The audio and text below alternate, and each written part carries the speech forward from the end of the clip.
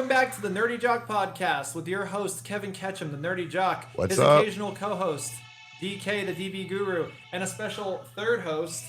This is Steve, the Jiu-Jitsu Robot. Here, keep as we... pull him go into you ahead. so we can see the Jiu-Jitsu robot a little bit. So he's over 80 pounds. He's kind over of 80 pounds. Oh, he's kind of Tron. He's like Tronish, you know? He's kind of He's Tronish, yeah. he's kind of flowing off camera a bit here, but Dude, man, you can. He's got arteries. You can choke him. Holy crap. And he will tell you that you're choking him. He'll tap out. You can break his limbs to practice breaks and stuff like that. This thing is state of the art. is this it's a new one? Is it pretty new, or have you had it for a while, or? This is new. I didn't have this the last time you were. We were together. Okay, cool. Well, that's awesome, man. Yeah. Yeah, I got lonely, so as we were barreling towards a dystopian techno nightmare, I was like, there's going to be robots killing us in the future. I might as well get a head start and have a jiu-jitsu training partner who is a robot. Well, look, now you don't have now you don't have to buy a weighted blanket. Yeah, you didn't get a weighted blanket. Yeah, right. Just put Jiu-Jitsu Steve on you, and he'll keep you warm and cozy if you're solo on that. But speaking about warm and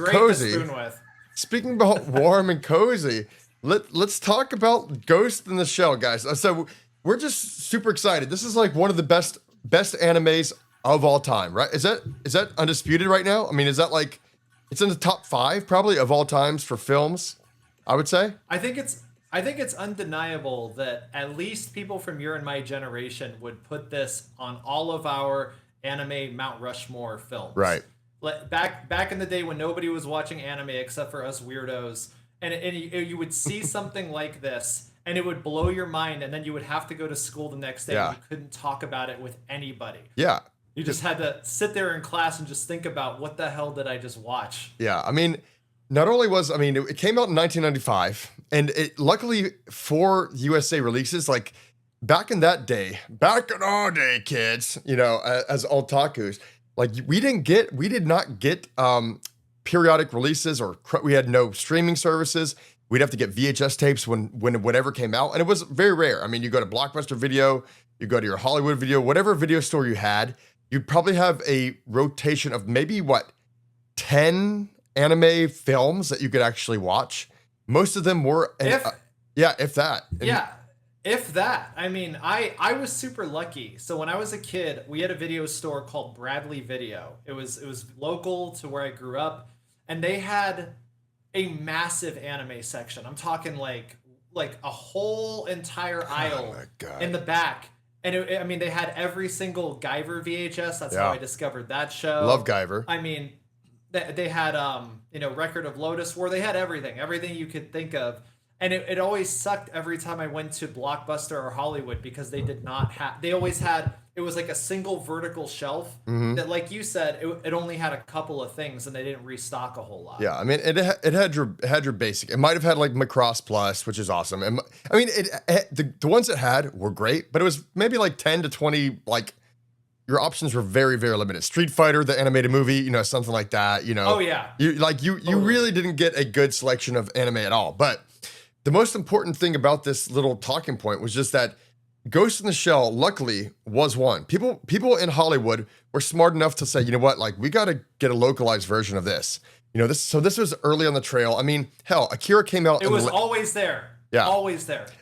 Even mom and pop video stores, they all had. They had to carry Ghost in the Shell because it is a masterpiece, right? In every single level of this film, it was groundbreaking. It's intense. It's emotional, it's dramatic, it's the animation. You know what? I'm actually, before we even get into all my tangents and how much I love this. Keep going on this. It's fine. We're just talking. We're just talking. Well, yeah. Well, I know you have a lot to say about having like a nice intro that you want to talk about when we get into the core of the story here. But I mean, literally, I just think like I don't know how many animes hit every aspect of making a masterpiece like this. Like it is a perfect storm. You don't get films this good. Like we talk about this often when we talk about like 2001: A Space Odyssey, some Kubrick stuff, a couple like Schindler's List, you get some Spielberg. Like there are masterpieces that like when you're making a film, whether it's cinema on film, or if it's an animated film, like not everyone hits. Like I guess the highest hit rate is probably Hayao Miyazaki, right? His hit rate is like Yeah. pretty damn high. I'd say it's like 90 something percent. You know, there's a couple of hits, misses here and there, but like overall, he's one of the few guys who makes a perfect anime. But Ghost in the Shell, I would say it's a 10 out of 10. It's a perfect anime in every regard. I mean, Yeah, it was also, I think you remember Manga Entertainment, the yeah, video release company. I believe they're still active in the UK. I think they own the rights to Dragon Ball on all of their physical releases in the UK. really. But in the US in the 90s they were around, and before if you rented anything that was produced by or localized by Manga Entertainment, you would always see the Ghost in the Shell trailer. Mm-hmm. And the Ghost in the Shell trailer was select parts of the intro where it is the making of Matoko Kusanagi, Yeah. the 3D rendering of her body, her getting the skin peeling off her face and kind of fluttering into petals. And it was just like, what the heck is this? It was so mysterious, you know? Yes. I mean, that's and I don't want to hit this. I don't want to hit this moment now, but I want to talk about that scene later because it's like, that's a deep dive discussion. I actually do. Did you have a little something you wanted to say, like to start off with, like a little intro, and then we go from there? Is that a good way to approach this, or? Yeah, because I honestly, I'm really excited to tell you about what I discovered. Yeah, so Dan's been doing a deep dive. I've been doing a deep dive. I've been reading the manga. I've been watching the anime. Got it all. I'm watching all the series right now. It's currently part of the high-tech stand apparatus that is holding my microphone up.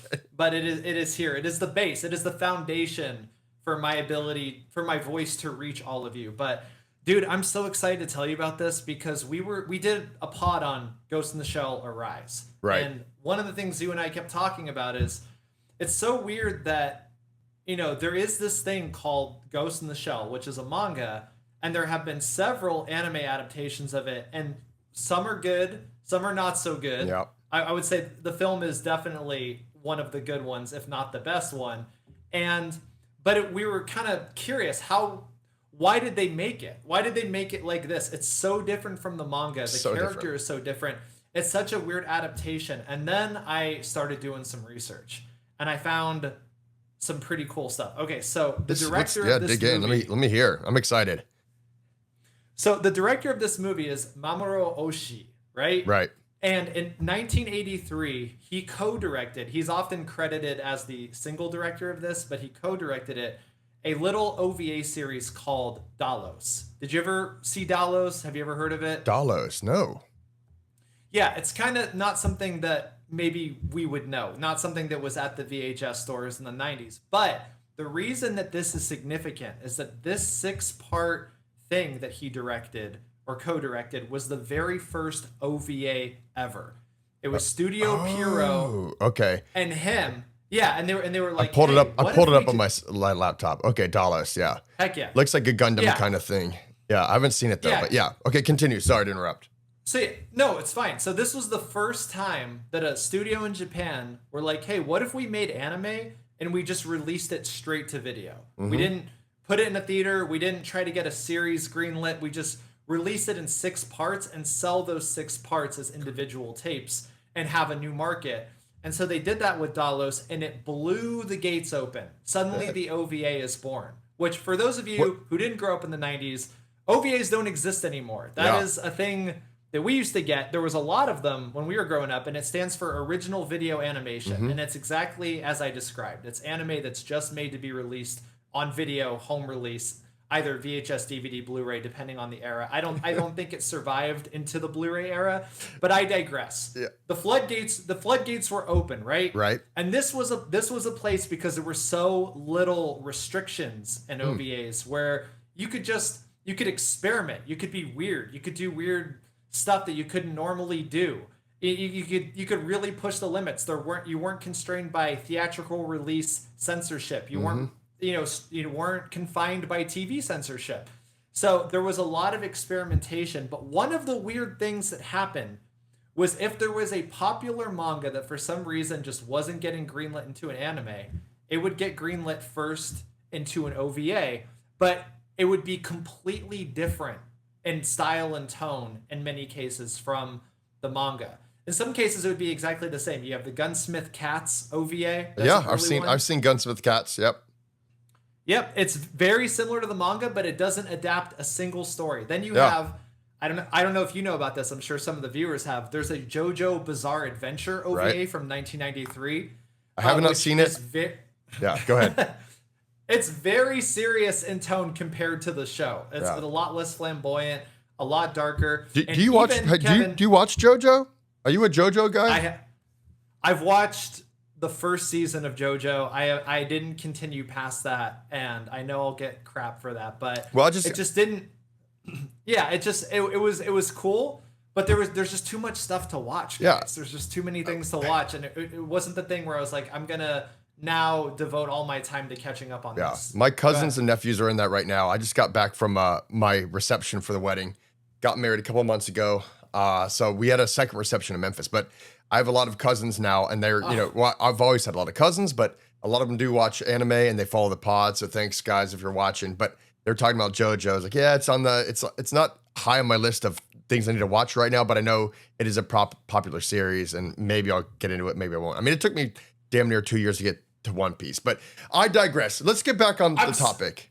Yeah. I'm so glad you brought up One Piece because, Yeah. Kevin, would you believe that the very first time One Piece was animated, it was as a standalone OVA? OVA. Yeah.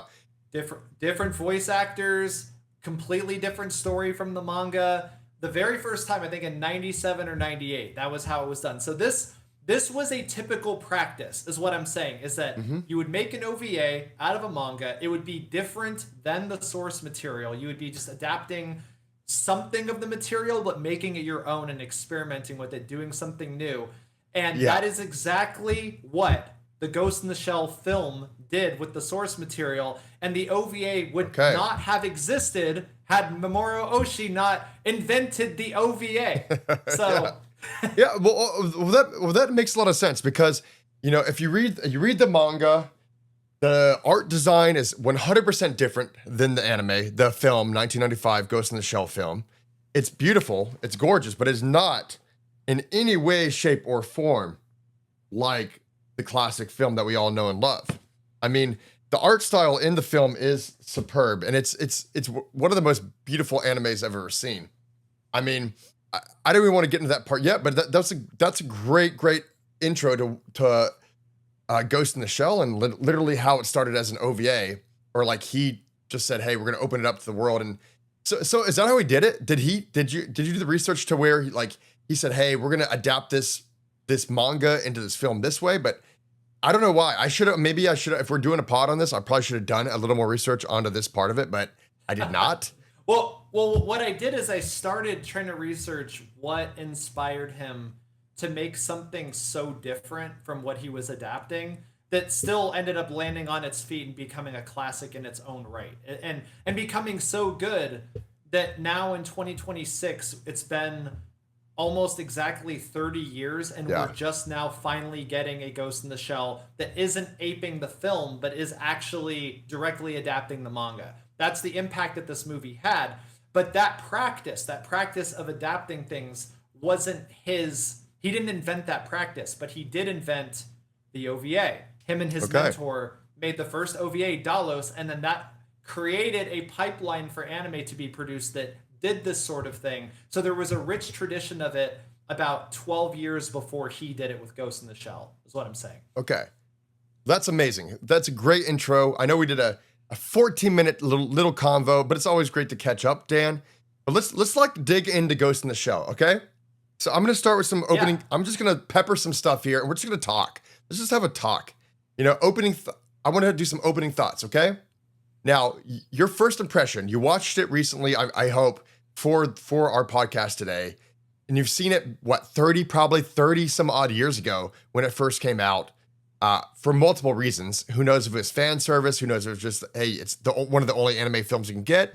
Who knows? But does this anime, in your opinion, hold up 30 years later?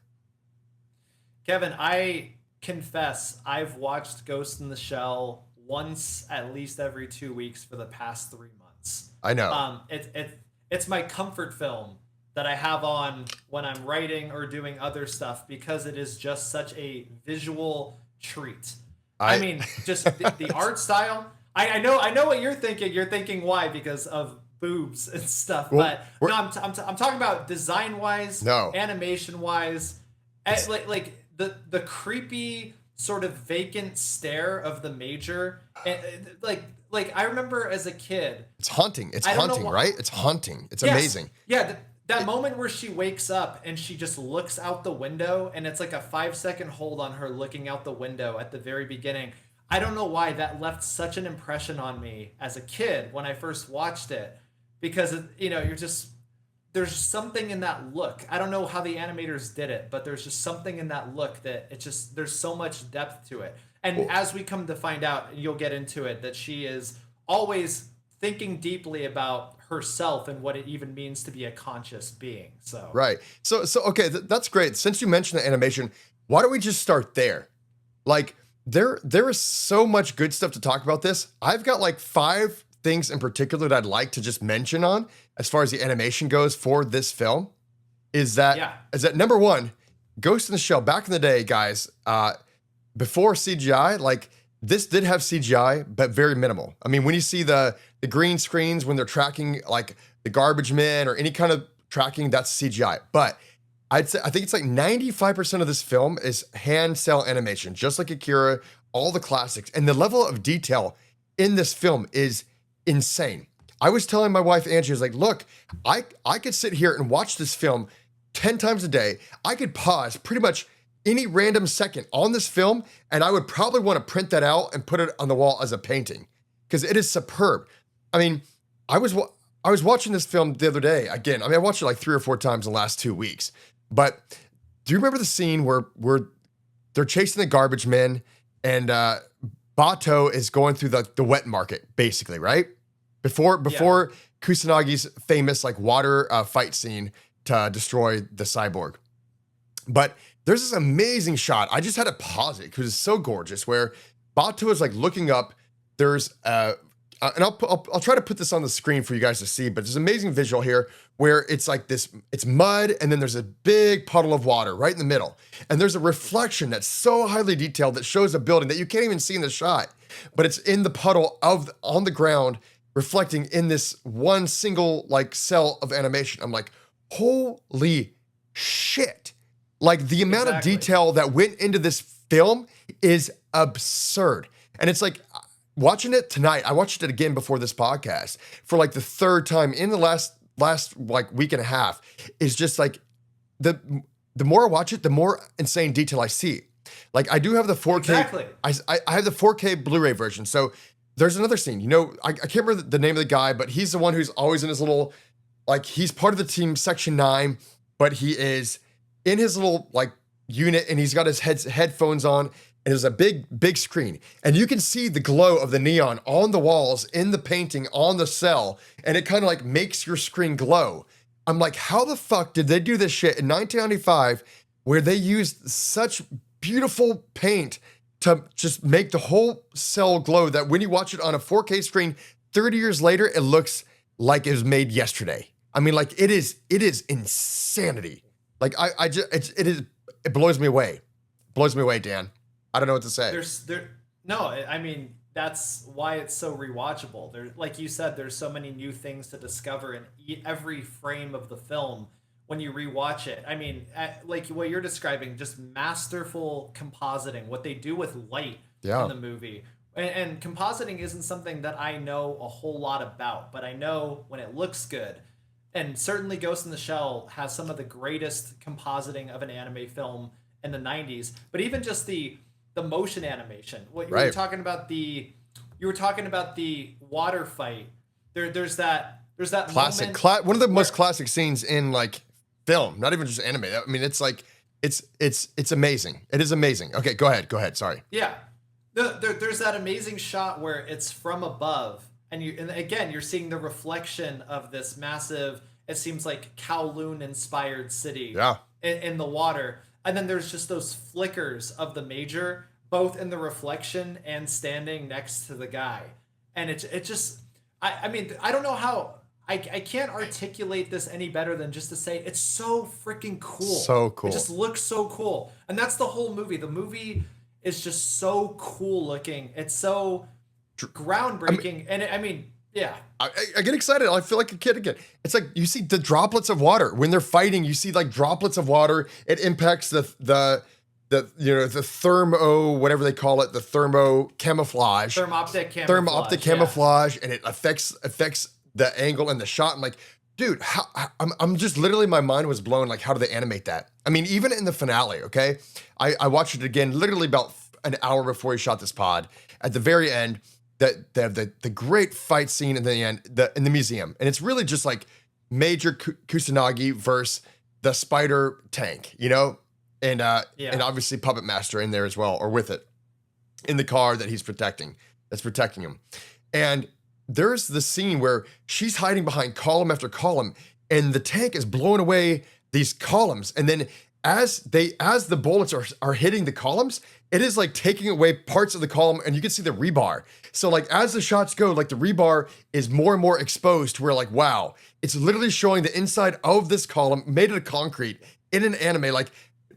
Like just the amount of thought they said, we're going to make this the most detailed, badass anime I've ever seen is fucking mind-blowing. Am I allowed? I don't know if I'm allowed to say that, but like, it's fucking mind-blowing. Hey, I mean, it's your channel, dude. Yeah. You can say whatever the fuck you want. As long as I don't say it in the first minute, I think I can say fucking, and it's not for kids. So that is fucking insane. Like I was just, my jaw dropped again, because it goes so fast that I was like, wait, I paused. I'm like, dude, look at the detail there. Boom, boom, boom. They take him another shot. It's blowing away. It's amazing. Amazing. Amazing. Anyways. I mean, I think famously the Wachowskis showed that scene to Joel Silva. And is it Silver or Silva? I always forget. But they showed it to that guy, the famous Hollywood producer, action producer. They showed him that scene. They're like, that's Silver, what we want to do. Yeah. Yeah, they're like, that's what we want to do. And that was recreated. I remember exactly the scene that they were talking about is when, you know, Neo becomes like full Neo, and they're going back to, you know, save Lawrence Fishburne's character. Morpheus. And they go through the metal detectors, and there's a huge fight with all these columns and the rebar, and they're fighting behind the columns. That's literally, I mean, obviously it's not like shot for shot ripped off, like some other animes. No, but that style. But the style, absolutely, exactly. Yeah, absolutely. The destroying of the columns with the bullet ballet or bullet, whatever you call it. Is it bullet? It's not bullet ballet, but you know what I mean. I know. There's bullets flying, destroying concrete, all that stuff. I mean, The Matrix took a lot of inspiration from this film. I think that Trinity is very heavily based on this version of the Major. And I mean, even just right from the beginning of the movie, in the opening credit sequence, you have all of the green code resolving into the credits. Mm-hmm. So there's just a lot. I mean, they are very similar because they're very militaristic, not too much expressive emotionally. Everything's happening internally. You know, you jack in through the back of your head, all that stuff. There's a lot that they kind of they got inspired from. And Matrix is one of the best films of all time, you know, and I would say in American, you know, cinema. But so animation, anything else animation wise you want to talk about before we go like kind of into the themes and story, or are you just gonna say it's like insane? I mean, just to close out the gush, I guess this is peak production IG. I mean, they really had a run. They did this. Yeah. They did Ghost in the Shell Innocence. They did Jinro the Wolf Brigade. I mean, they just really had a run there for a good 5 years where they were just like hit after hit after hit. I think that they're all within that 5-year period, and they all are beautiful movies. And it's hard to condense it all down into something specific enough, because it's really, Ghost in the Shell is an experience. Right. You watch it, every single element of it just kind of hits you, and you're just like, what the hell? Even as a kid. So this funny story, when I rented this movie finally, and secretly watched it without my mom knowing, it was from a little mom and pop's video store, and they stocked the subtitled version. So this was the first time I ever watched subtitled anime, and I couldn't read very fast, and I didn't know what the hell was going on, because you know there's there's all these soliloquies and monologues about how if you over specialize, you breed in weakness and all Hmm. of those things. And also, of course, all of the navel gazing about what it is to be a self and all of that as well. And I didn't understand any of that, and I still just had a blast watching this movie. Just like, dude, Yeah. what the hell am I watching? Okay. So that's actually a really good like segue there because you're right now you're talking about like the themes of like Ghost in the Shell, right? And it's like this is I feel like Ghost in the Shell is timeless because it has themes that people are always gonna question. Like it's like what makes you human? You know, what is life really about? What is existence? Is it just having a brain and then a whole cyborg body? Does that make you human enough? Like what is your ghost? What's your spirit? And I mean, just the opening sequence of this film, which let's talk about this because I this is one of my favorite openings of all time. I'm gonna go on the record and say it full nudity, everything. I can explain why it's amazing. Okay. It's not fan service, it's symbolic. Because I saw Ghost in the Shell last year for the 30th anniversary in theaters, in 4K, in IMAX restoration. And it was one of the most amazing experiences I've had in a cinema. It's very similar to when I saw like the 40 something anniversary edition of 4K remaster in Dolby Cinema for Apocalypse Now. But when Ghost in the Shell came on, because I've never seen it in the theater before, but I see it come on, and you see the opening credits, and then you see the making of Makoto, just like they do in Westworld. By the way, I think Westworld, you know, the HBO series, they stole heavily from, you know, they got inspiration from Ghost in the Shell here. You see this brain getting put into this body, and it's this human, you know, this big-breasted, beautiful-looking human, but like as an audience member, as a person watching this, you're like, how am I supposed to feel? Like, am I supposed to? And you remember, we're adults. This is an animation for adults. Most of us saw it when we were teenagers, but it does make you question, like, is this body like what when you're watching this? How does it make you feel? Like that's the thing. It's like not every film makes you question, like, how am I feeling about this? Do you feel awkward at first because it's this doll of a body being born, beautiful, naked, full-bodied woman in all of its glory, right? Like you're like, wait, but this is not real, right? It's a cyborg body. What's human? What's not? How am I supposed to feel as a human? Does it make me question? Does it make me more sympathetic to her as a character because her head is human, but her body's not? But because it has a female form, does it make me more sympathetic to her as a person? Do I feel like, do you feel uncomfortable? Do you feel excited? What do you feel watching this scene unfold? And it's like, and I think having and it's extended scene, it's a couple minutes long, and it has the most beautiful haunting score by Kenji Kawai, which I love. I mean, the Ghost in the Shell score, I want to go into that detail later because like I think that's like a John Williams kind of situation where like without Kenji Kawai's score, Ghost in the Shell would not be this like what Star Wars was without John Williams. But on this opening sequence, it stays with you forever. You see it, but how do you feel? Do you feel bad?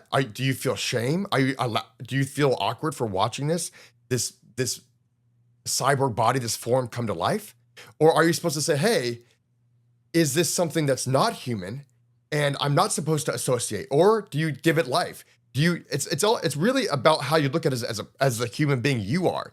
And that's really cool because it's such a very amazing and subjective kind of theme for the movie. And it kind of sets the stage for the whole film. Like, who am I? What makes me human? Is it my brain? Is it my ghost? Is it my soul? Or is it just the fact that I look like I'm human? But like literally what makes you human? And that's really what this whole film is about. And so I don't think I've seen a better intro, not in just anime, but in cinema in general, that makes you wonder and question existence and what the meaning of life is. And I was like, if there's any scene where people say, oh, that's just excessive, gratuitous nudity, whatever, like I say bollocks, pure bollocks to you guys. Because I think this is not only is it necessary, it is brave, it's fearless, and it's beautiful. It's an amazing, amazing opening sequence. I mean, what do you think, Dan? Well, I'm gonna take a different opinion. I'm gonna say that it can be both gratuitous fan service and very meaningful at the same time. So, I mean, Awkward. No. obviously, okay. So, and to answer your question, how does it make you feel? I can speak for myself. I was probably 10 years old when I first saw this movie, and I was terrified that my mom was gonna wake up and walk downstairs Right. and see that I was watching it. I was watching it after she went to bed, and I was just like, "Oh no, I'm doing something wrong," merely for the fact that there was animated nudity. But Right. that was a weird stigma on anime in general because I mean, I saw Terminator 2 when I was 6. I Right. watched Predator when I was 6. I watched a lot of movies that had a lot of blood and swearing and all of that stuff, but for some reason when it happened in an animated medium, it was weird and bad. And Right. so I hid all of that for a while because I remember distinctly renting Guyver and my mom seeing what it was and just being like, "Holy crap," freaking out. "What are you watching? This is a cartoon?" And I had to talk her into for a year. "Mom, it's okay if I watch this. I'll be okay. Trust me. Let me watch Guyver. I'll be okay." Mm-hmm. But going back to the intro, you touched on a lot of things, and I really want to. I'll parse it out into two sections. So one, the nudity itself. Right. The nudity itself lot. is interesting because the story doesn't treat it as anything other than a tactical thing. It's a tactical thing. She needs to be nude because her fake cyborg body is the thing that has thermoptic camouflage. It's not clothing.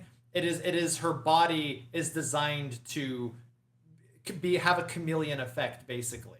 Right. And so she's not like the Invisible Girl from Fantastic Four, where the things that she touches can also become invisible. I'm not sure if that's exactly what her power is, but obviously her clothes disappear with her in those circumstances. But so the film doesn't make a meal out of the nudity too much. It does make a meal out of the insane assassination that she does on the guy. I Right. mean, that if we're talking about the intro, that is the thing. That is the thing that I remember most distinctly as a kid. Just that and the dude with Takashi who gets blown away at the beginning of Akira by the military, just Right. gets shot to pieces.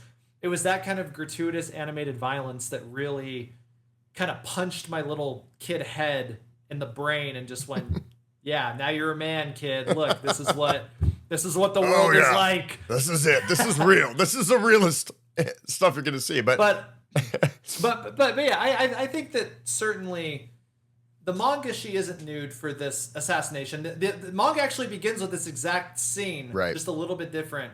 She isn't nude for it. I believe this scene also happens kind of in some variant in the intro to Standalone Complex, and she isn't nude because obviously that's a show that's made for TV. So I do think that coming out of the 80s and 90s culture, gratuitous nudity is just something that was a part of a lot of amazing animes. Yeah. And so it is there. But I would say that it's, as far as gratuitous nudity goes, very tastefully done in Ghost in the Shell. Right.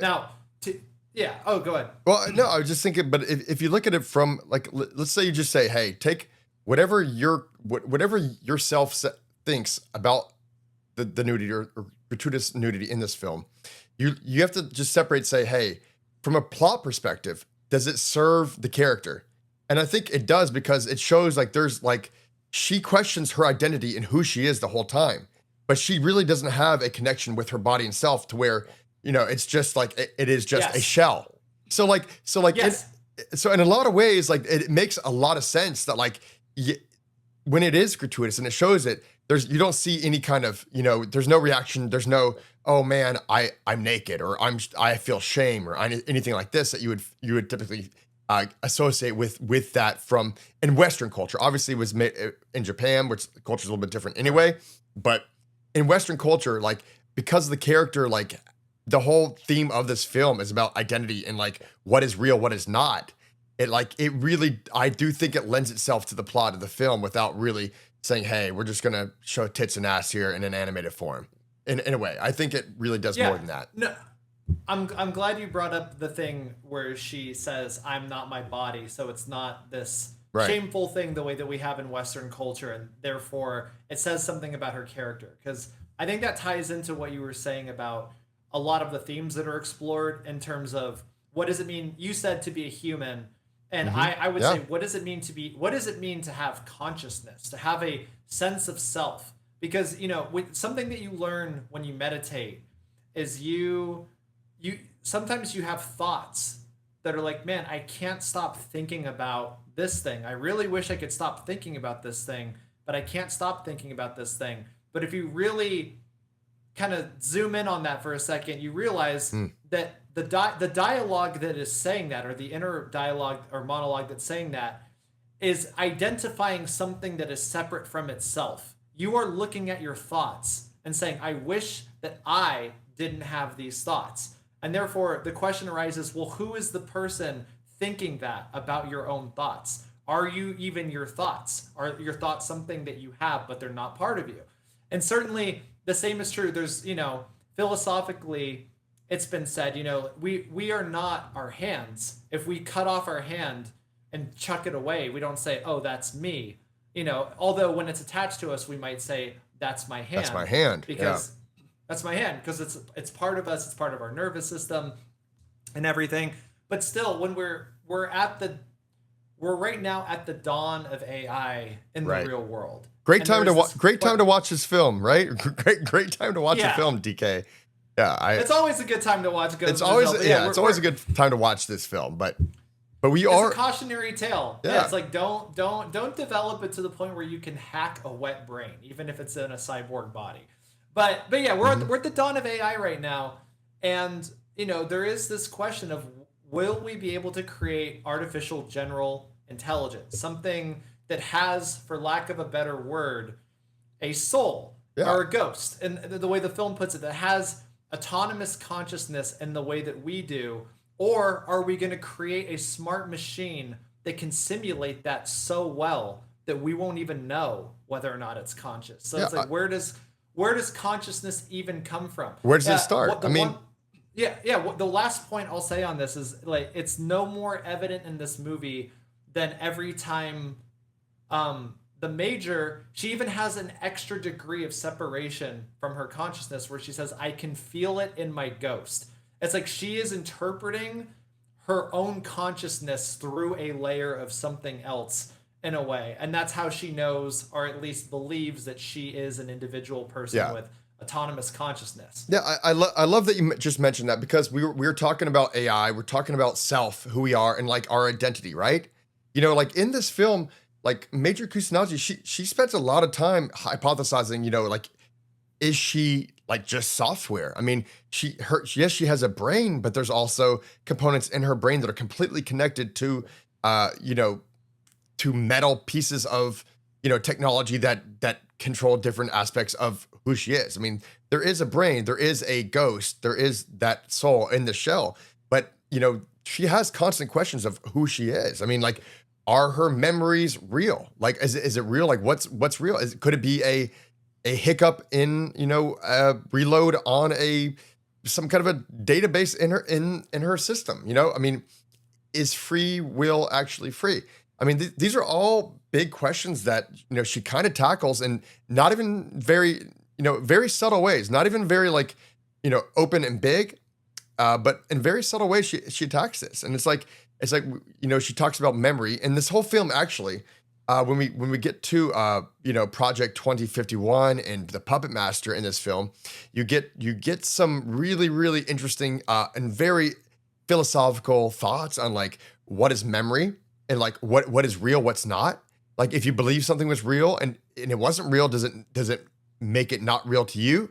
Like, I mean, there is in the manga, in the film too. Remember, like this whole film pretty much starts off when they're tracking this garbage man because he's connected to this other crime, and this garbage man, he's having this conversation driving this truck. He's like, yeah, I gotta, he pulls out photos. He's like, he's like, hey, this is my wife, and I gotta see my daughter, but they want to get divorced. And actually, that whole scene itself was actually a pretty heavy, like, deep, like, emotional kind of, look on a relationship. And it's like, it had a lot of very heavy human moments in it about like his wife's thinking about getting a divorce and this and that, but he doesn't want to lose his daughter. And like, it's like, holy shit, like there's a lot going on here.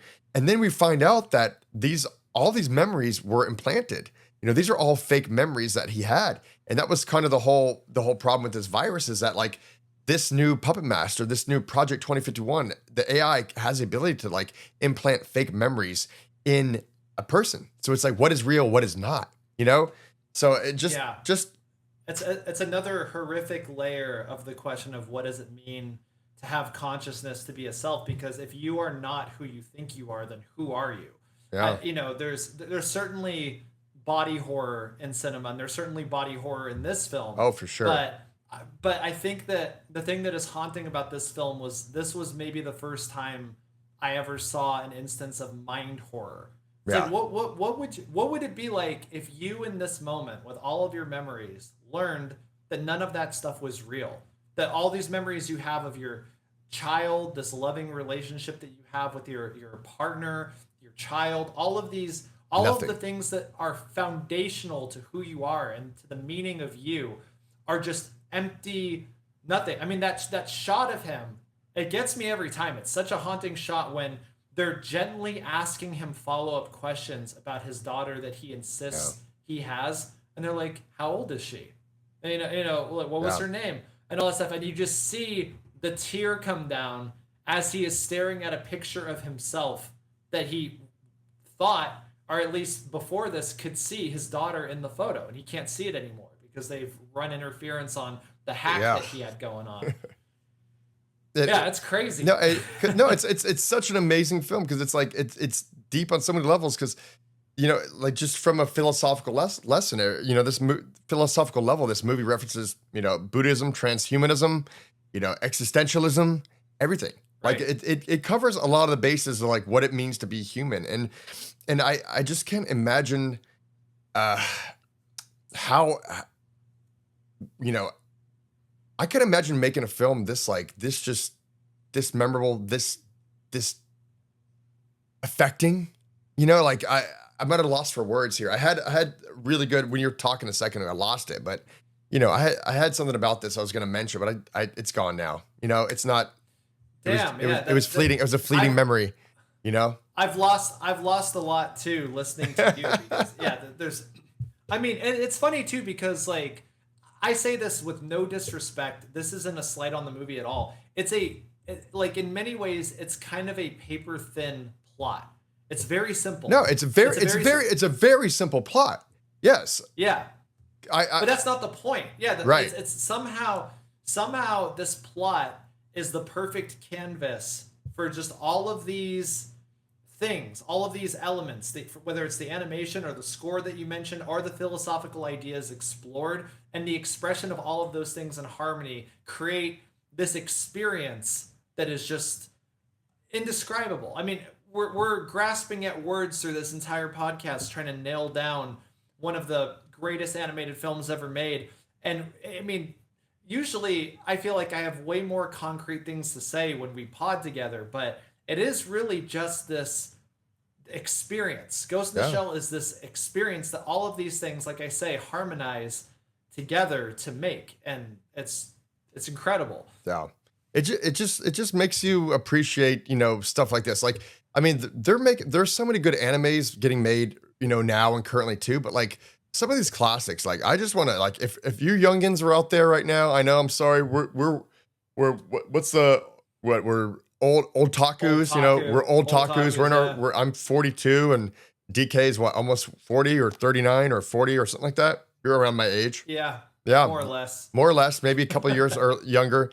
But like, if you haven't seen these films, and I've talked to a lot of you young otakus, young fans, and you haven't watched some of the classics, and these are important to watch. Like, these films are not just important for anime, for a fan of anime, but just cinema in general. And also just, this is one of those existential films. This is like a 2001. This is one that's going to always have questions, always going to be worth a rewatch. Always, every time you watch it, you're going to find something more beautiful to find that you didn't see before. I mean, this is definitely it has so many great questions. I mean, even evolution. You know, like we're talking about AI in the future, and we're talking about like every as AI gets more advanced and we give ourselves away willingly to an app or Facebook or whatever or this or that, any kind of our thing, we're giving away a piece of ourself, our humanity, as we like not maybe our body's not mechanical, but like we're hardwiring, rehardwiring our brains in different ways to where we get, you know, different stimulus to dopamine from a click, from a like, and this and that on social media and computers in general. And it's like in a way, it's like computers they've already penetrated us, man. It's like if they get your We're all cybernetic. we're all I mean, cybernetic. you don't even have to talk about AI. I mean, Yeah. just this. Yeah, How just do you this. feel when you leave your house and you realize you've forgotten this? I mean, Yeah.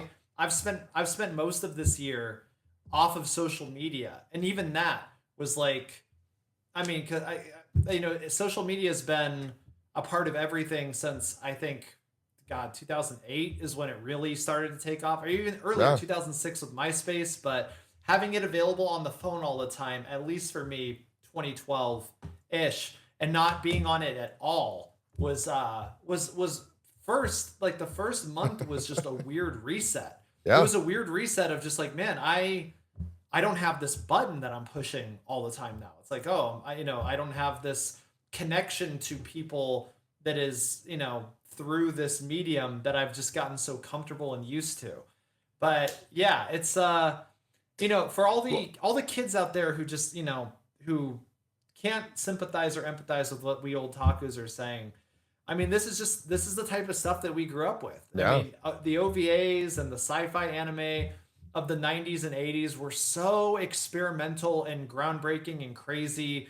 And, you know, it's so cool to talk about this because I think that this was the one that from the beginning, I'm like, we have to talk about Akira, we have to talk about Ghost in the Shell, Yeah. Vampire Hunter D Bloodlust, Ninja Scroll. There's all of these. We gotta do those next. Like those should be after we do the Ghost in the Shell series, based, you know, the new series coming out July 7th, which we gotta do. Obviously, we gotta do it. I mean, it's Obviously, it's yeah. Science Saru, guys. It's one of my favorite animation studios right now. After they did Dawn to Dawn, I gotta see it. I'm so excited. I'm actually super stoked for this. And like even like real talk, the manga, it's okay. Like I'm like it's like okay, this is cool. But like, you gifted it to me. I read a little bit and I was like, this is cool. Yeah. But I'm gonna put it down because I want to see Science Saru's anime version of it. So yeah, exactly. I mean, maybe I'll go chapter by chapter again, but I have read, you know, most of the original Ghost in the Shell at this point from the book I have that I got you as well. But I'm super excited for that. But okay, we're 48 minutes in, but I still have a few more things I want to talk about that are Please. crucial to this film because we're talking about AI, we're talking about the future, we're talking about, you know, this film was made 30 years ago, and the fact that it's even more relevant today than it was back then. I mean, it was way ahead of its time, just like all the great sci-fis, you know, the 1984 stuff like that. Everything that talks about, you know, possibilities of future. And another thing about this film, and we didn't really get super deep in the plot because the plot's pretty simple. It's not anything. It's a 90-minute film. Thank you, by the way. I love a great 90-minute film. Like that's amazing. Hour and 20 minutes, boom, 2 hours or less. You know, give me that. Like this is great. The fact Such that a novelty. yeah, it's like I was like, you Yeah. know what? I could watch this more times. It's not even. I don't even need the length. I was like, dude, if I can just watch one great scene after another, I'm fine. Like that's why this is such a good movie. But like in this film, like the Puppet Master, what makes this such a great anime is because the villain is superb.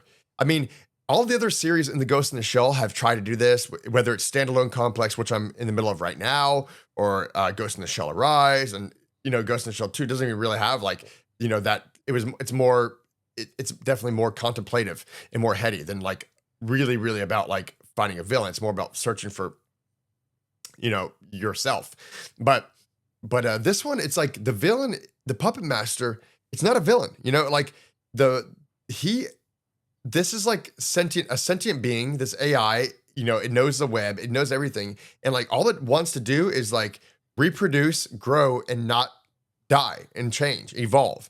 You know, It's basically a hyper intelligent amoeba. It has very base instincts that Yeah. it is acting unconsciously or even consciously, but sort of without any ability to restrain itself on. Yeah, and DK, if you know you've seen this movie a million times, this you don't really even hear the puppet master till like the last half of the movie or even later.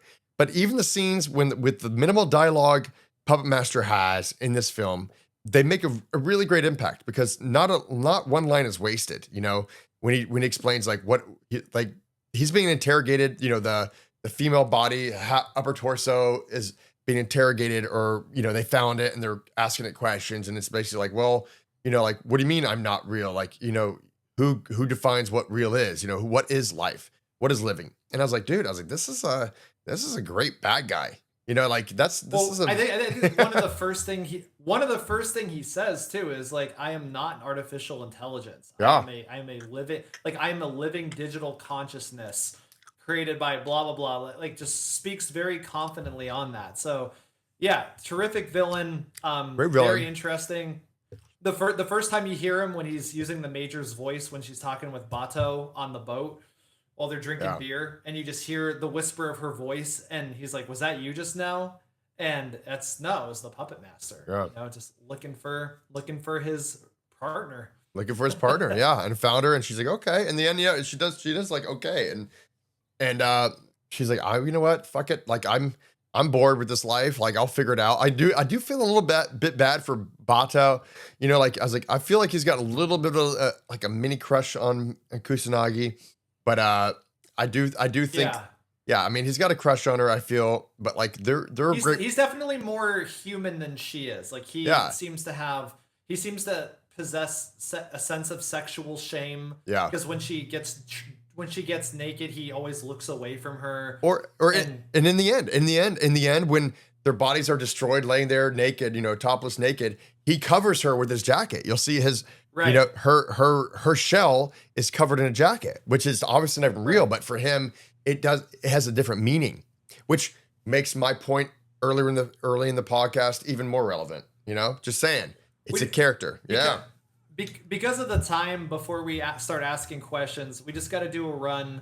I'm just going to do, I think, my top 5 favorite things, most awesome things. You brought it up initially, that opening song, sung in that ancient form of Japanese. That song is a killer. I love it. It's such a great opening song. Obviously, I think it's the song is actually called Awakening, I think. Let me just look it up real quick because I have it on my Spotify playlist. And it's amazing. Is it on Spotify? Yeah, it's on Spotify. Oh yeah, it is. Oh yeah. But it's a fantastic one. Let me see. Ghost in the Shell. Yeah. But keep talking. I'm sorry. No. Yeah, that song. Obviously, the entire battle. Is it Kuchiyomi? Is that what those tanks are called? The spider tanks. Like Kuchiyomi.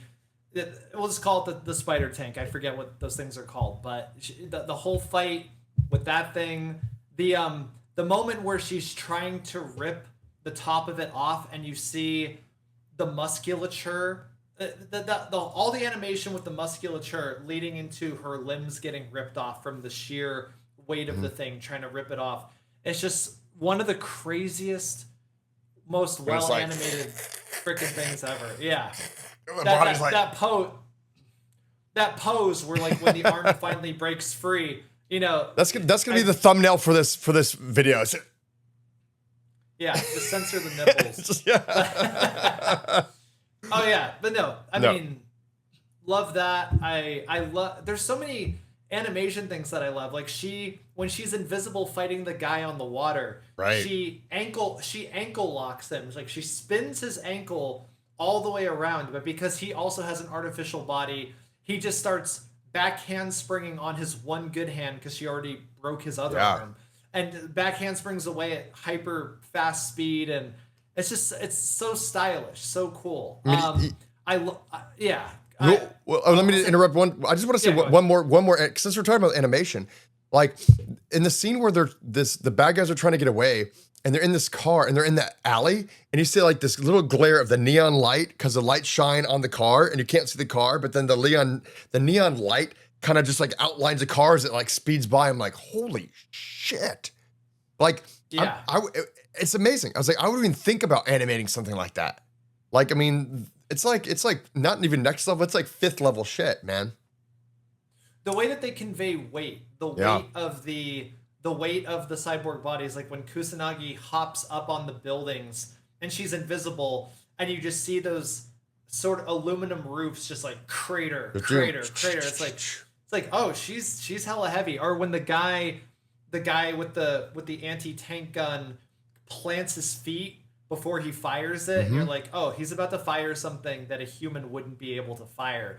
Just visually, they convey so many ideas like that: weight, force, and all that. They convey it so well, and I love that. And the last thing, I brought it up when we did the Arise pod, but I just love the mid-movie montage when she's going through the city and she looks up and she sees her exact body in an office or a Mm. cafe or something, and it just turns around and looks at her, just some other person who got that model body, I guess. And and she looks almost confused by it, even though she knows that her body isn't real. But it's just a really cool scene, and it's conveyed in a very very cool way. No, I was actually going to mention that scene as well because I was like, when you watch the first time, the second time, you might be, and I was younger. I was like, what is this even for? Like sometimes you got to like live in the stillness, right? Sometimes to actually Right. no, I mean, that's the truth. Like sometimes to get into the character, to get in the mind, like you got to like just get away from the noise, and there's the amazing scene, and it's not even like none of it's beautiful scenery. It's just like, futuristic buildings, a couple moats and a bridge and people walking down the street, and it's dark. It's kind of dingy. It's late at night. There is neon. It looks really cool, but it's also just like this really great, like, I would say how long is that scene? Probably like 3 or 4 minutes. It's a long scene. It's long. It's Yeah. long, but it has obviously the score is amazing. Kenji Kawai. We'll talk. Let me after this. We'll talk about him because we have to talk about him. Uh, it was amazing, but just this fact that like it said, hey, we're gonna make you guys, and it's a 90-minute film. They don't have much time to spare, but they're like, we're gonna actually make you guys sit in this scene with us. You know, let the feelings ruminate of the film so far. What are you feeling? What's your identity? Well, like, just I love the time that they would take in a film that's only about 90 minutes, a little bit longer than that.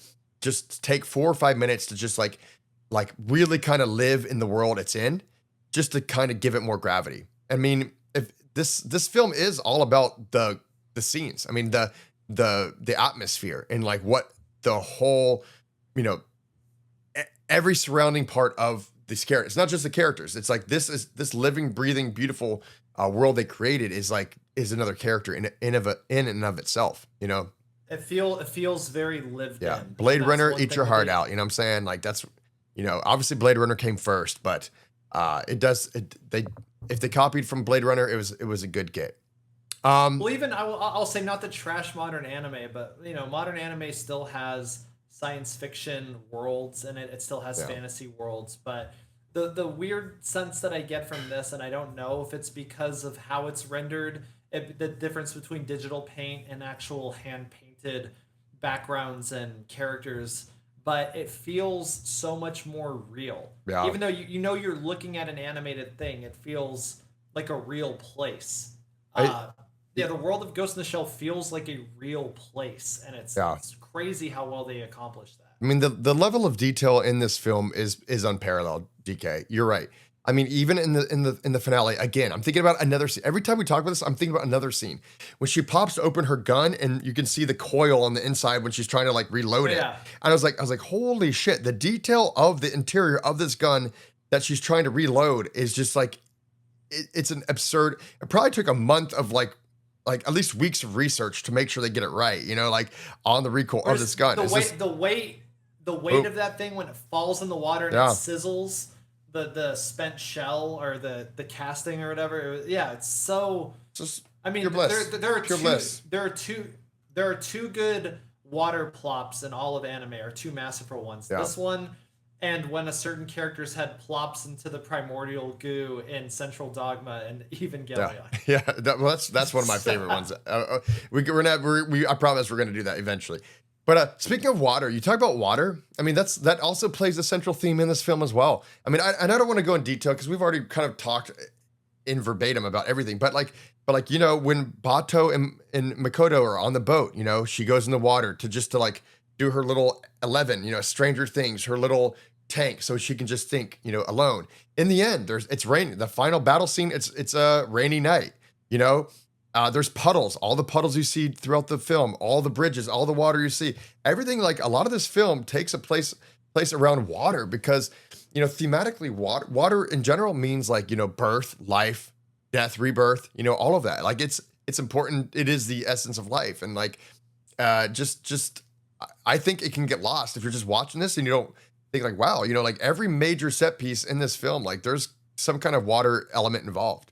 And that's pretty cool for a film that's not even about like, you know, water. You know, I've seen animes that are literally about water, you know, not Moana, it's not an anime, but like stuff like, you know, like it's, you know, you don't think Ghost in the Shell, like, oh yeah, water is such a huge thing, like, but it is, you know, even from the primordial ooze she comes out of in the beginning, you know, not water, but you know, the same kind of gist. Like it is the essence of all life. It might as well be. It behaves like water, yeah. except that it forms, you know, tissue and skin over her. Yeah. But no, you're right. There.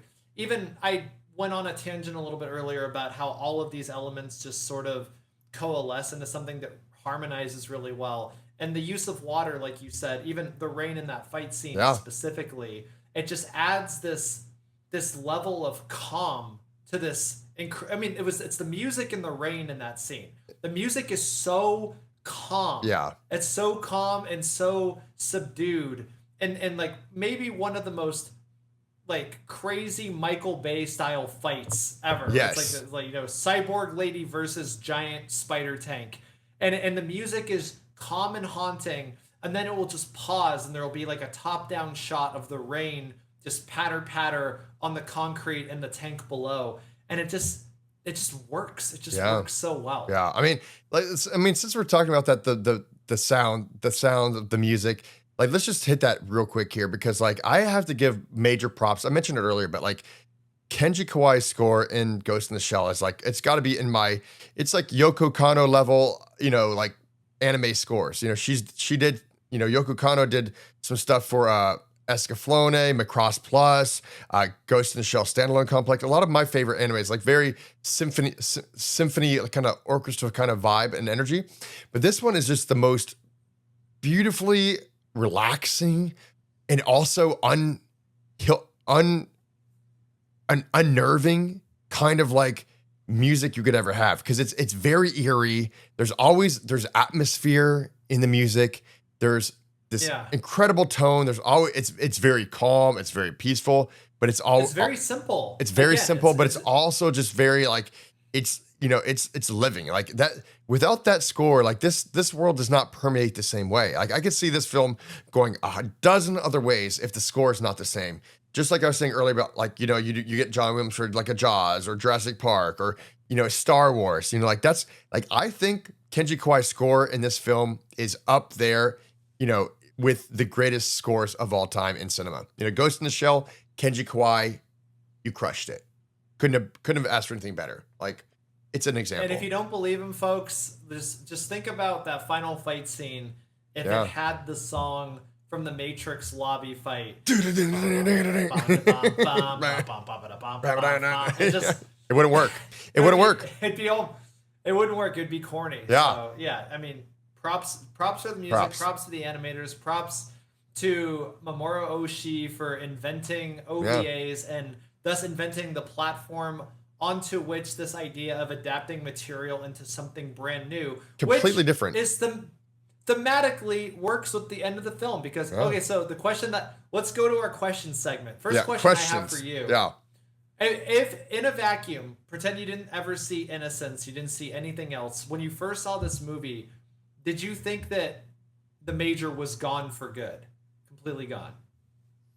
I mean, no. I mean, the Major as I knew her, yes, in a way, like I was like, okay, she's as she knew herself. Yeah, too. This autonomous one thing. Yeah, I think there is, you know, like obviously in the end, you know, they find the body, you know, Bato finds a body for her, but it's this child body, and it's like you can tell the way she talks, the way she acts towards Bato, she's ascended, you know, like it's her mental state is not what it was as Major Makoto Kusanagi. You know, she's a whole different being. You know, like it's an Yeah. evolution. Literally, it is an evolution of whatever the mix of her brain plus AI plus the net. You know, so I did like I I remember when I first watched it, I did feel like a little bit sad. You know, because I was like, oh man, Yeah. I think that's not her. You know, like it is her, but it's not. You know, it is. I know. It's sad. It's the loss of self. The Yeah. movie is playing with that theme all throughout. What does it mean? What does it mean to be me? And what does it mean if everything I believe about myself is wrong? And what if I lose all of that? All that stuff that makes me me? Am I no longer me if I lose all that stuff? Right. And at the end of the film, yeah, it is sad. I mean, it's cool because, like you said, it's an evolution. Her and the Puppet Master, they're almost two chromosomes that become one new thing that has the data from both, but it is its new own thing. But I think because Bato seems sad and disturbed by it, I think that we also feel that as well. We Yeah. feel the loss of the major with whom we've been on this journey the entire film. I mean, Major, she was always kind of cold. You know, her character was not a very warm. I mean, in the anime, in the manga, it's actually completely different. In which Oh yeah. we'll talk about that in another pod. But like in general, like Major Kusanagi was never really a warm, funny, making jokes character. Every now and then, she'll have a one liner here and there, but it's not like she's very much like Carrie Ann Moss from The Matrix, or what's her name? Trinity. You know, she's not, Yeah. she's quiet, she's contemplative and a little bit cold, a little bit distant. And but even there was something there. But then when you see in the end that little conversation they have before she just walks off into, her next life, it was even colder. And I was like, how could she get even colder than, she was before? I mean, at least she had like a joke here and there, but like it was just like, holy shit. Like I was like, you don't feel the movie leaving like, oh wow, this is great. You're like, oh man, well, it is what it is, you know? Yeah. She's at that point she officially ceases to be human as we would define a human to the last percent of what a human Yeah. could be. Yeah. Which brings me to the next question. Yeah. All right, let's go. Oh, by the way, And how did you feel? Yeah, so you agree? Oh yeah, audience. Yeah. Yeah. If you do you agree with this? Do you have a different interpretation? Please let us know. Let us know. And another question for Kevin and for the audience as Okay, well is, if I'm ready. you had the ability to completely replace your body, and I know what your answer is going to be, Kevin, but if you had the ability to completely replace your body with cybernetics but retain yourself, your own consciousness, would you? Probably not. No. I'm good. I like the bod I got. I worked hard for this. Like I don't want to change it, but like I mean like there is the question of like, oh, immortality. Like what could that mean? Like what is living longer, hundreds more years longer than you could? Like that doesn't really interest me. Like I'm more about like living in the moment and just enjoying the best life I can with what I got, what I was given. But I wouldn't. I don't think I would. How about you? What do you think, DK? Would you do? I might do some upgrades here and there, like but like I'm not. I could fix my hairline a little bit, stuff like that. But I don't even. I can just go to Turkey for that. Yeah. I just go to Turkey. So. Dude, there are okay. This isn't medical advice. There are peptides that can do that now. Okay, that's what I'm hearing. GKU, yeah, GKU apparently. I don't have bad hair, but my hairline's definitely slipping a little bit. But yeah. So what about you? What do you think? What would you do? Would you do it? Would you get like a cybernetic body? 100%. You would totally do it. I've had too many injuries. I feel often like an old man with how many injuries I've had, and as I get older, I just get injured. As we're doing this pod, I've had a broken toe for a very, very long time because I accidentally re-broke it halfway through the healing cycle because I couldn't stay away from jujitsu. Jeez, so my toe remains broken, but yeah, I think I would totally do you it. Do it. I got really excited 15 years ago when the transhumanism thing started up and people were talking about optimizing. I mean, I don't know that I would ever do the Elon Musk brain chip thing. Right. But And I think that, like you said, I think that it becomes a slippery slope where it becomes like the tattoo thing. Once you get a tattoo, you Yeah, just want to get more you just want to get tattoos, more. right? So I mean, I mean, obviously you've worked very hard on your body. I don't think that anybody who has your Thank appearance you. would Thank you want very to much. willingly give up their their appearance. But No, thanks. but if I'm you flattered.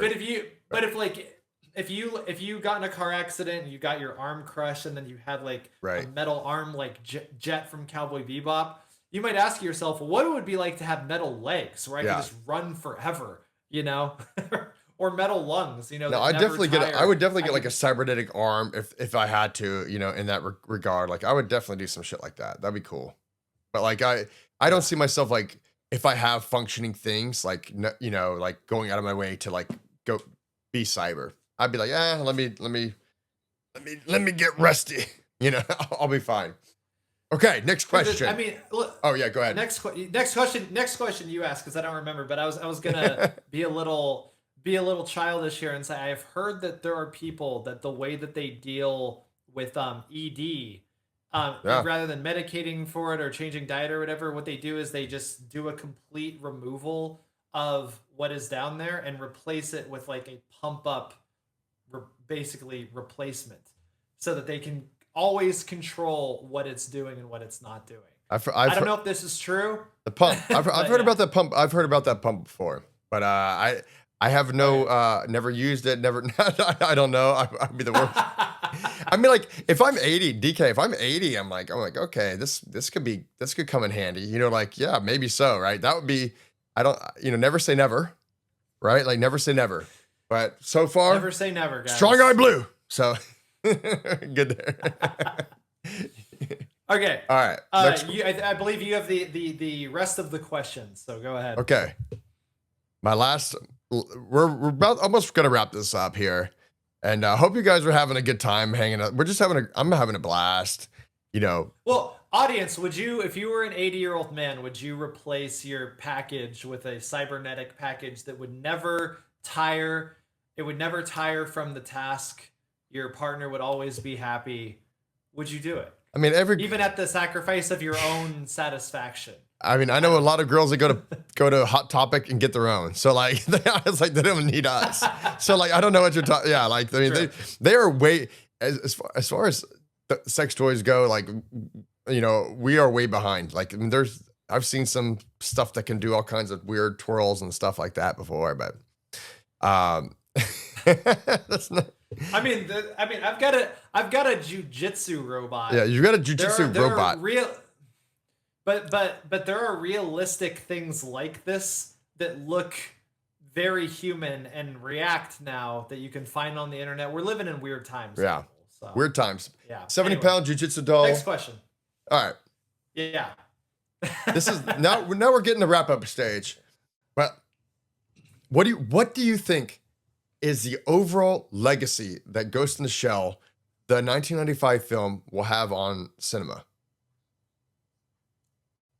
If it hasn't already made it, I think that the Matrix would probably be it. I would say the Fifth Element was also Yeah. a benefactor from it. The Fifth Element, my 6-year-old son's current favorite movie. He loves it. That's my father's, rest in I peace. mean, My father's favorite movie was Fifth Element as well.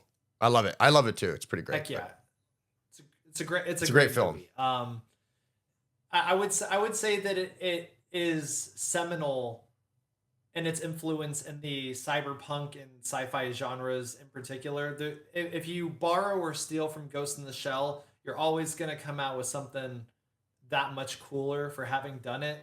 Yeah. I think that its legacy on itself is a weird one because despite the fact that it was an adaptation, I think that it is arguable, and I know this will piss the manga fans off, but I think it is arguable that as of June 29th, 2026, we do not have the new anime yet. Yeah. But as of right this moment, this film is the definitive Ghost in the Shell. Yeah.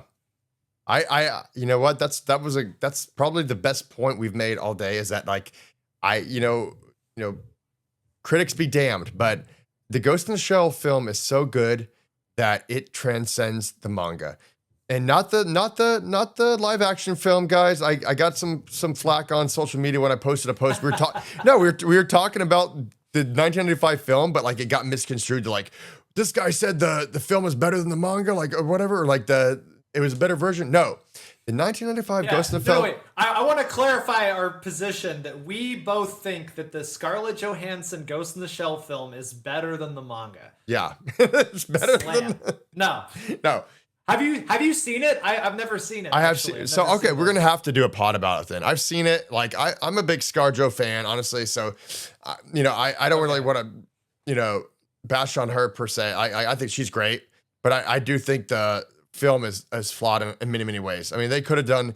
I think they should have went hard R. I mean, I'm talking like Zack Snyder style Watchmen. Like let's just let's adapt frame for frame Ghost in the Shell. Yeah, HBO Max, like rated R, hard R, Westworld style Ghost in the Shell in Japan with the characters, with that culture. Like that's it. I mean, like I would love to see a live action one done right, but I don't see it happening. But I mean, yeah, I've heard that they played it very safe and that the plot is basically RoboCop, but with a Ghost in the Shell skin on it. Yeah, and it's PG, and it's like a PG-13. It has concept just like the manga, just like the anime adaptation of the manga. Like I've read the manga now, and it's like there are scenes in the film that are from the manga, but not really. It's just like the garbage man, the idea, like the puppet master, and like that's about it. I mean, it is like mainly a couple core concepts, and then they even the character design just went completely like we're gonna do something completely different, which is like holy. It is a perfect It is wild. It's a perfect second draft. I was talking with somebody about that this happens in writing where sometimes you write an entire movie, and I've done this a lot recently, where you write an entire movie and then you realize that the movie that you need to write isn't the movie that you've been writing. But you have written all this stuff that you can then elevate and transmute into that movie, and you cut a bunch of it out. Yeah. And like you said, there's a lot of stuff from the manga in this. Second draft. You second draft that shit. Yeah, but it's a second draft, and it's a good second draft. I mean, and it's a rare case too where you change something so much, but you actually in changing it do no harm. Yeah. You make something that is genuinely good and memorable and amazing in its own right. And that's why, to me at least, like I said before, this is the definitive Ghost in the Shell forever. Yeah. This is it. Until we see what happens with the new Science Rui series releasing on July 7th. Ghost in the Shell, one of the top 5 best animes of all time. It's up there with Akira. It's Ghost in the Shell. It's a couple of Hayao Miyazaki films. It's, End of Evangelion for me as well. Like, it's on the top tier of anime / just cinema in general. It's an amazing film, and like I'm just so glad we finally got to cover this piece of work. I mean, any last thoughts before we kind of wrap this bad boy up, or our pod's almost going to go as long as the film, I think, which is cool. I was just thinking that's crazy. I would say if we're genuinely gonna do ScarJo Ghost in the Shell at some point, we're gonna have to do Innocence. Well, no. We gotta. Yeah. We're gonna. So Innocence is gonna be our next pod. DK, I'm sorry, I haven't told you that. Yeah. So we're gonna pod Innocence next. That's what we'll do after this. So like probably in a week or so we'll do Innocence. Yeah. Because we got a lot. Perfect. Because there's a lot of meat on that bone that Bato needs to take care of. He needs to sow his oats. He needs to figure out his way in the world because he's a lonely man in this film. But yeah, I mean, it's I anticipate that will be a much shorter pod than this one. Oh, I'm sure.